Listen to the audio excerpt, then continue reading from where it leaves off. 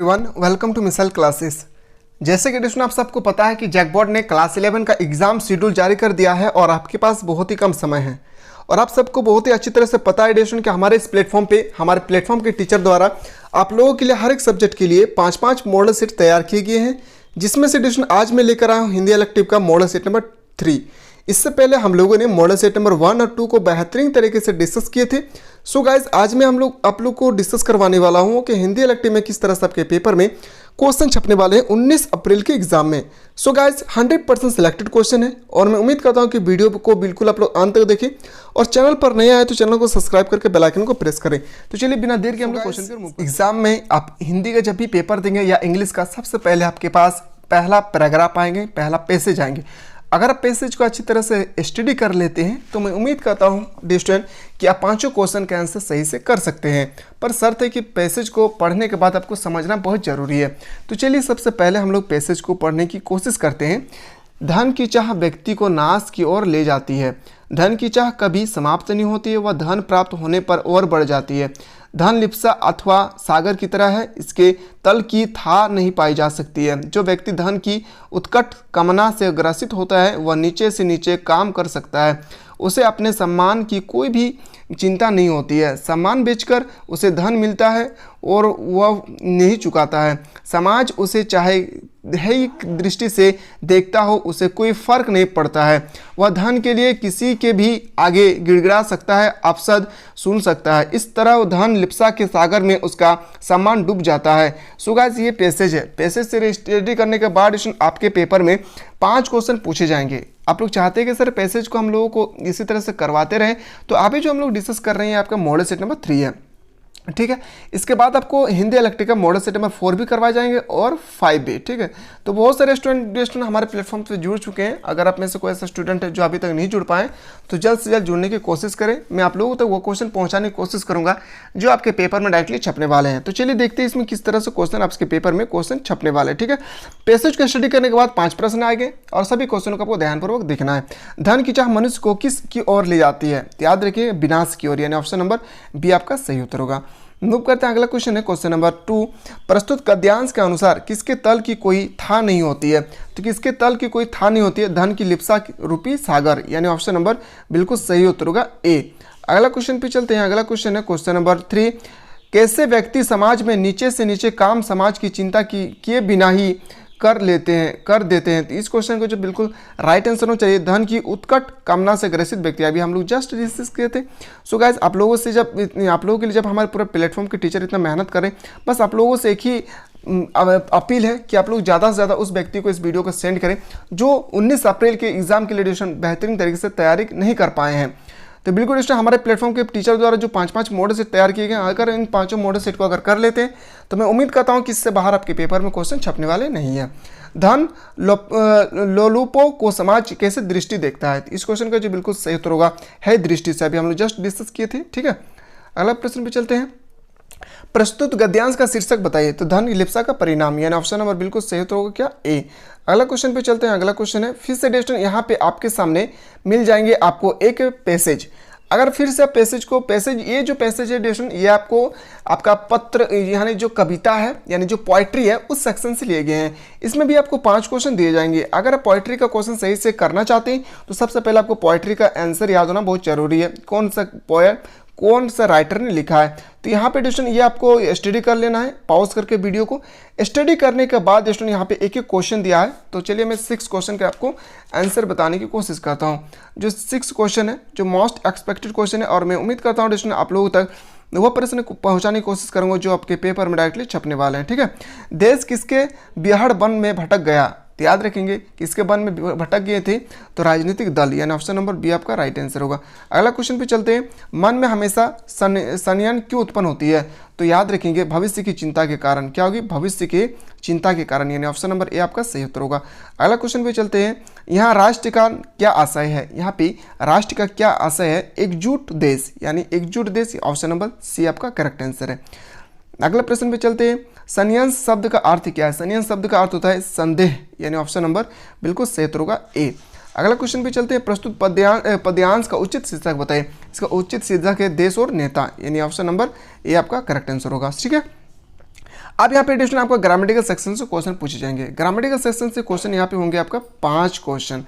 यहाँ पे आपका ग्रामेटिकल पाँच क्वेश्चन होंगे और पत्रकारिता से रिलेटेड 5 क्वेश्चन, यानी 10 क्वेश्चन आपके पेपर में डायरेक्टली आपके पेपर में छपने वाले हैं। तो स्ट्रिंग ऑपरेशन किस पत्रिका का है, आपको बताना है। जो स्ट्रिंग ऑपरेशन है वो किस पत्रिका का है, तो याद रखें किसकी है। तो इस क्वेश्चन का बिल्कुल जो सही उत्तर होगा खोज परख पत्रिका, यानी ऑप्शन नंबर बिल्कुल सही उत्तर होगा ए। अगला क्वेश्चन पे चलते हैं। अगला जो क्वेश्चन है क्वेश्चन नंबर 12, पत्रकारिता के विकास में कौन सा मूल भाव सक्रिय रहता है, तो याद रखेंगे जिज्ञासा। सो गाइस, इससे पहले हम लोगों ने सेट 1 से लेकर सेट 3 तक बहुत ही अच्छी तरह से डिस्कस किए। कोई ऐसा बंदा है जो अभी तक नहीं देख पाए तो सबसे पहले हमारे चैनल को सब्सक्राइब करके प्लेलिस्ट में जाकर आप अच्छी तरह से देखें। मैं उम्मीद करता हूँ कि इन 5 मॉडल सेट को अगर कर लिए हैं तो पेपर में इससे बाहर एक भी क्वेश्चन नहीं छपने वाले हैं, ठीक है। पीटीआई क्या है, पीटीआई एक समाचार एजेंसी है। क्या है, समाचार एजेंसी। अगला क्वेश्चन पे चलते हैं।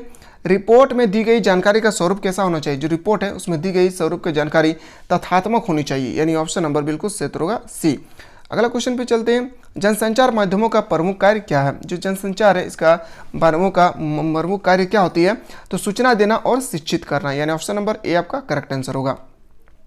अगला प्रश्न पे चलते हैं। जो अगला क्वेश्चन है नेक्स्ट इंपॉर्टेंट क्वेश्चन है, वेरी वेरी इंपॉर्टेंट। समाचार पत्र के संपादक के नाम लिखे गए पत्र में संबोधन के लिए किस शब्द का प्रयोग किए जाते हैं, तो याद रखेंगे मैंने ये क्वेश्चन कई बार डिस्कस करवाया था आप लोगों को, महोदय। क्या होगी, महोदय। सो गाइस, आप सबको पता है कि हमारे इस प्लेटफॉर्म पे एक न्यू टेस्ट सीरीज स्टार्ट किया गया है जो एवरीडे आप लोगों को मॉर्निंग और इवनिंग आप लोगों को तक प्रोवाइड किए जा रहे हैं। मैं उम्मीद करता हूँ डिस्कशन कि अगर आप बेहतरीन तरीके से तैयारी कर लिए हैं या नहीं कर पाए तो टेस्ट सीरीज को बिल्कुल आप लोग एवरीडे सुबह और शाम अटेम्प्ट करें, ताकि डिस्कशन आपकी जो तैयारी है वो कितना इंप्रूव हो पाई है इसमें आपको अंदाजा लग जाएगा, ठीक है। निबंध लेखन में विचारों की अभिव्यक्ति होती है। जो निबंध लेखन है विचारों की क्या होती है, मौलिक अभिव्यक्ति होती है, यानी ऑप्शन नंबर बिल्कुल सही होगा ए। अगला क्वेश्चन पे चलते हैं। निबंध का अंतिम भाग क्या कहलाता है, जो निबंध है इसका अंतिम भाग कहलाता है निष्कर्ष। क्या होगी, निष्कर्ष। अगला क्वेश्चन पे चलते हैं। अब यहाँ पे डिस्कशन आपके सामने एक छोटा सा पैसेज आ चुका है, जो ये पैसेज डिस्कशन ये भी एक है। ये पैसेज जो है वो आपका ग्रामेटिकल सेक्शन से लिए गए हैं, कविता के सेक्शन से। यहाँ पे अगर आप अच्छी तरह से स्टडी कर लेते हैं तो डिस्कशन में उम्मीद करता हूँ इन क्वेश्चनों को भी आंसर आप इजीली से कर सकते हैं। तो सबसे पहले डिस्कशन इसको स्टडी करते हैं। चलिए, लिखा है कि शहरी बनियों सा वह भी उठ क्यों बन जाता नहीं महाजन, रोक दिए हैं किसको उसकी जीवन उन्नति के सब साधन, क्या यह संभव नहीं व्यवस्था में जग की कुछ हो परिवर्तन। ये पंक्तियाँ पढ़ने के बाद आपके सामने 5 क्वेश्चन आएंगे, ठीक है। तो 5 क्वेश्चन को आपको इजीली से आंसर देना है। प्रस्तुत पंक्तियाँ किस पाठ से ली गई है, जो प्रस्तुत पंक्तियाँ हैं वह किस पाठ से ली गई, संध्या के बाद, यानी याद रखिएगा ऑप्शन नंबर सी आपका राइट आंसर होगा। अगला क्वेश्चन पे चलते हैं। प्रस्तुत कविता में कैसी व्यक्ति व्यवस्था की स्थापना पर बल दिया गया है, तो याद रखेंगे साम्यवादी, यानी ऑप्शन नंबर ए आपका करेक्ट आंसर होगा। अगला क्वेश्चन पे चलते हैं। शहरी बनियों के समान किनके महाजन बन जाने की कल्पना की गई है, तो याद रखेंगे इसका जो बिल्कुल सही उत्तर होगा ऑप्शन नंबर बी, गाँव के दुकान। अगला क्वेश्चन पे चलते हैं। अगला क्वेश्चन है कि प्राकृतिक का सुकुमार कवि किसे कहा जाता है। यह क्वेश्चन हर साल पूछे जाते हैं कि प्राकृतिक का सुकुमार कवि किसे कहा जाता है, सुमित्रानंद पंत, यानी ऑप्शन नंबर ए आपका राइट आंसर होगा। सो गाइस, वीडियो देखने के बाद थोड़ा सा भी अच्छा लगे तो लाइक करना, क्योंकि आप लोगों के लिए बहुत ही मेहनत करे, हमारे पूरे टेक्निकल टीम दिन और रात मेहनत करे ताकि आप लोग अच्छे अंकों से पास हो सके। महादेवी वर्मा को अपनी किस काव्य कृति के लिए भारतीय ज्ञानपीठ पुरस्कार प्राप्त हुआ था, तो याद रखेंगे किसके लिए, तो याद रखेंगे यामा, यानी ऑप्शन नंबर सी आपका राइट आंसर होगा।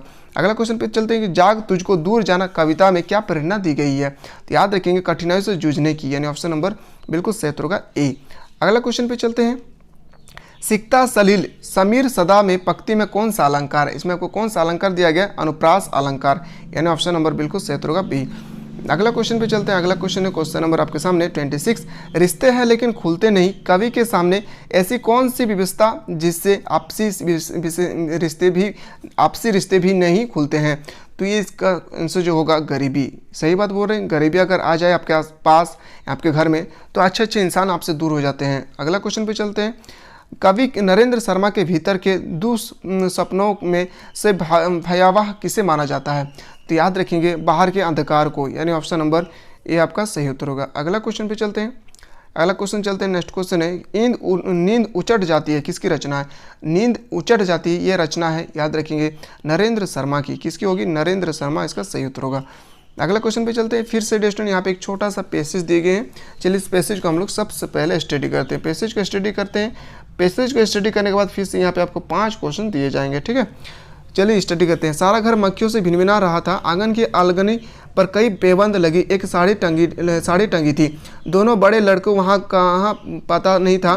बाहर कटोरी में मुंशी जी अंधोरे मुंह होकर ऐसे चिंतान्ता से सो रहे थे मानो 1.5 महीने पूर्व मकान किराया नियंत्रण विभाग के क्लर्क की से उनकी छटनी ना हो, या फिर मानो उन शाम को किसी काम की तलाश में कहीं ना हो। ये स्टेटमेंट जो है ना, ये हर साल पूछे जाते हैं और ये साल भी यही क्वेश्चन आपसे पूछे जाएंगे, इसलिए इसको सही ढंग से इसको देखें, ठीक है। चलिए क्वेश्चन पे चलते हैं हम लोग। विभाग की क्लर्की से किनकी छटनी हो गई थी, इसको बताना है। इस क्वेश्चन को जो बिल्कुल सही उत्तर होगा Munshi Chandrika Prasad, option number A आपका सही उत्तर होगा। अगला क्वेश्चन पे चलते हैं। अगला क्वेश्चन है क्वेश्चन नंबर 30।